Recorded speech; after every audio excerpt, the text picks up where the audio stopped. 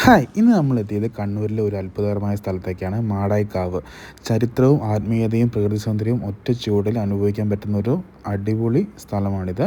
കുന്നിൻ മുകളിൽ സ്ഥിതി ചെയ്യുന്ന ഒരു പുരാതന ദേവീക്ഷേത്രം. അറബിക്കടലിലെ കാറ്റ് നേരിട്ട് അനുഭവിക്കാൻ പറ്റുന്ന അതിസുന്ദരമായ ഒരു അമ്പലമാണിത്. ഇവിടെ എത്തുമ്പോൾ ആദ്യം തന്നെ നമുക്ക് മനസ്സിന് ലഭിക്കുന്ന ഒരു സമാധാനമാണ്. നഗരത്തിൻ്റെ തിരക്കിൽ നിന്നും മാറി നിൽക്കുന്ന ഒരു പീസ്ഫുൾ വൈബ് ഇവിടെയുണ്ട്. നമുക്ക് മാടായിക്കാവിലെ പ്രധാന പ്രതിഷ്ഠ ഭദ്രകാളി അമ്മയാണ്. വർഷം തോറും നടക്കുന്ന പൂരോത്സവം ഇവിടെ പ്രശസ്തമാണ്. അന്ന് ഇവിടെ ആയിരക്കണക്കിന് ഭക്തർ എത്തി ക്ഷേത്രം ഒരു വലിയ ഉത്സവ മേഖലയായി മാറും.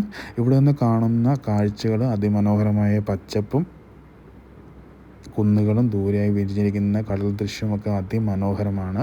ഫോട്ടോഗ്രാഫർമാർക്കും ഡ്രോൺ ഷോട്ടുകൾക്കൊക്കെ ഒരു പെർഫെക്റ്റ് ലൊക്കേഷനാണ് ഈ ഒരു സ്ഥലം മാടായിക്കാവ്. കണ്ണൂരിൽ വരുമ്പോൾ നിർബന്ധമായും സന്ദർശിക്കേണ്ട ഒരു ചരിത്രപ്രധാനമായ ഒരു അമ്പലം തന്നെയാണിത്. ആത്മീയമാണോ പ്രകൃതിയാണോ അല്ലെങ്കിൽ സൗന്ദര്യമായാലും എന്താണെങ്കിലും ഈ സ്ഥലം ഒരിക്കലും നമ്മളെ നിരാശപ്പെടുത്തില്ല. കണ്ണൂർ ജില്ലയിലെ മാടായി ഗ്രാമത്തിൽ സ്ഥിതി ചെയ്യുന്ന അതിപുരാതനവും ചരിത്ര പ്രാധാന്യമുള്ള ദേവീക്ഷേത്രമാണ് മാടായിക്കാവ്. അറബിക്കടലിനും കുന്നിൻ പ്രദേശങ്ങൾക്കും നടുവിൽ ഉയർന്നു നിൽക്കുന്ന സ്ഥലത്താണ് ഈ അമ്പലം ഉള്ളത്. ശതാബ്ദികളോളം പഴക്കമുള്ള ഈ ക്ഷേത്രം വടക്കൻ കേരളത്തിലെ പ്രധാന ഭഗവതി ക്ഷേത്രങ്ങളിലൊന്നായി കണക്കാക്കപ്പെടുന്നു. മാടായിക്കാവിലെ പ്രധാന പ്രതിഷ്ഠ ഭദ്രകാളി അമ്മയാണ്. ഇവിടെ വർഷം തോറും നടക്കുന്ന പൂര മഹോത്സവം വളരെ പ്രശസ്തമാണ്. കേരളത്തിലെ വിവിധ ഭാഗങ്ങളിൽ നിന്നും ആയിരക്കണക്കിന് ഭക്തർ ഈ ഉത്സവത്തിൽ പങ്കെടുക്കാൻ ഇവിടെ എത്തുന്നുണ്ട്. ക്ഷേത്ര പരിസരവും പ്രകൃതി സൗന്ദര്യത്തോടെ സമ്പന്നമാണ്. സമീപത്ത് മാടായി പാറയും അറബിക്കടലിൻ്റെ മനോഹരമായ സൗന്ദര്യമുണ്ട്. ചരിത്രപരമായി നോക്കുമ്പോൾ ഈ പ്രദേശം കൊളത്തുനാടിൻ്റെ ഭരണകാലത്ത് പിന്നീട് ടിപ്പുവിൻ്റെ കാലത്തും പ്രാധാന്യമുള്ളതായിരുന്നു. ക്ഷേത്ര ആത്മീയതയും ചരിത്രവും പ്രകൃതിയും ഒരുമിച്ച് അനുഭവിക്കുന്ന ഒരു അതുല്യ സ്ഥലമാണ്. കേരളത്തിൽ നിന്ന് മാത്രമല്ല കർണാടകത്തിൽ നിന്നും ഇന്ത്യയുടെ വിവിധ ഭാഗങ്ങളിൽ നിന്നും ഈ അമ്പലത്തിലിപ്പോൾ വളരെ പ്രശസ്തമായ ആൾക്കാർ വരുന്നുണ്ട്. ശത്രു സംഹാരത്തിനും ഒക്കെ ആയിട്ട് ധാരാളം ആൾക്കാർ വരുന്നു. കേരളത്തിലെ ഒരു വളരെ പ്രധാനമായ ഒരു അമ്പലം തന്നെയാണ് നമ്മുടെ മാടായിക്കാവ്.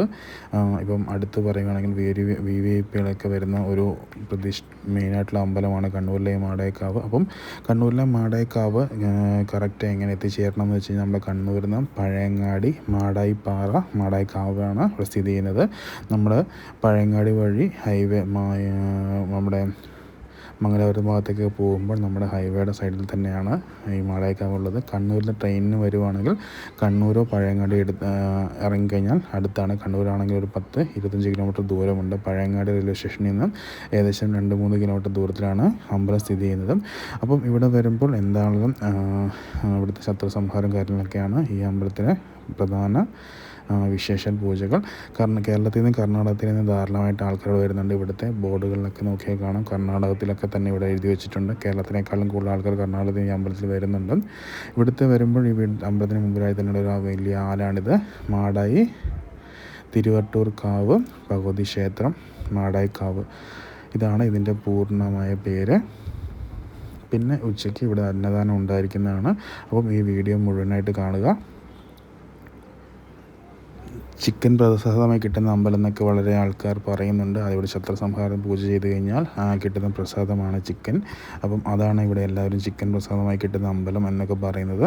അപ്പോൾ ഇവിടുത്തെ ശത്രുസംഹാര പൂജയൊക്കെ വളരെ പ്രധാനമാണ്. അപ്പം ഇവിടെ വരുന്നവർക്ക് പൂജ കഴിപ്പിച്ചാൽ കിട്ടുന്ന പ്രസാദമാണ് ചിക്കൻ. അതാണ് ഇതിനെ ചിക്കൻ കിട്ടുന്ന അമ്പലം എന്നൊക്കെ തന്നെ എല്ലാവരും വിശേഷിപ്പിക്കുന്നത്.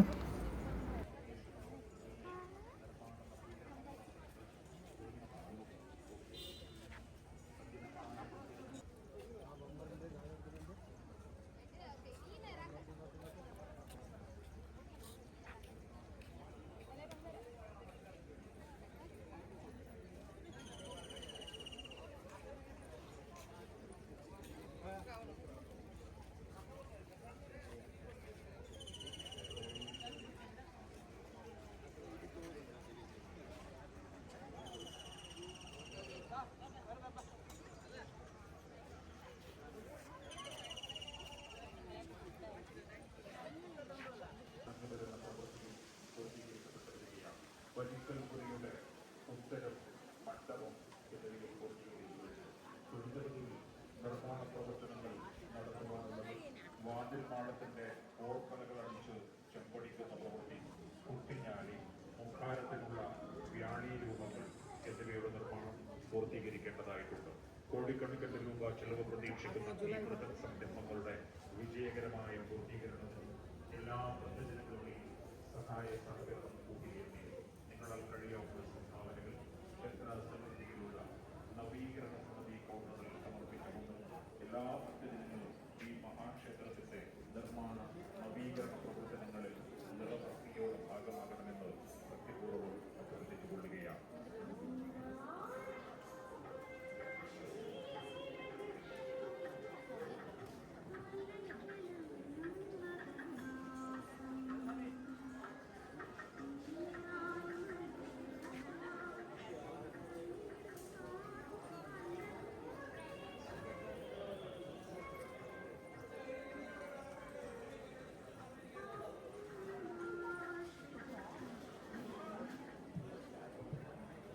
മാനവ സംസ്കാരത്തിന്റെ മൂലാധാരമാണ് സർവചരാചരങ്ങളിലും കുടികൊള്ളുന്ന അമൂർത്തമായ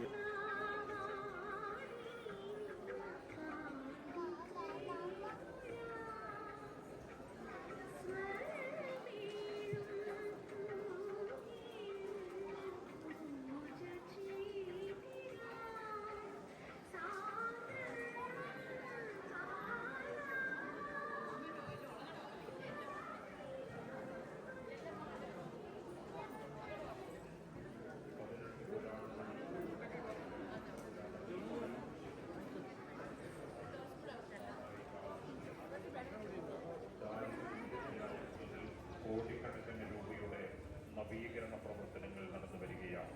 2 കോടി രൂപയിലധികം ചിലവ് വരുന്ന നിർമ്മാണ പ്രവർത്തനങ്ങൾ ഇതിനകം പൂർത്തിയായി കഴിഞ്ഞു. പൂർത്തീകരിച്ച നിർമ്മാണ പ്രവർത്തനങ്ങളിലേറെയും ഭക്തന്മാർക്ക് ഭൗതിക സൗകര്യമൊരുക്കുന്ന പ്രവർത്തനങ്ങളാണെങ്കിലും ദേവിയുടെ ആത്മീയ ചൈതന്യത്തിൽ പൂർവാധികം പ്രശോഭിപ്പിക്കുവാനും ക്ഷേത്രാന്തർഗത സൗകര്യം പരിപോഷിപ്പിക്കുവാനും വേണ്ട ബൃഹത്തായ പ്രവർത്തനം ത്വരിതഗതിയിൽ നടന്നു വരികയാണ്.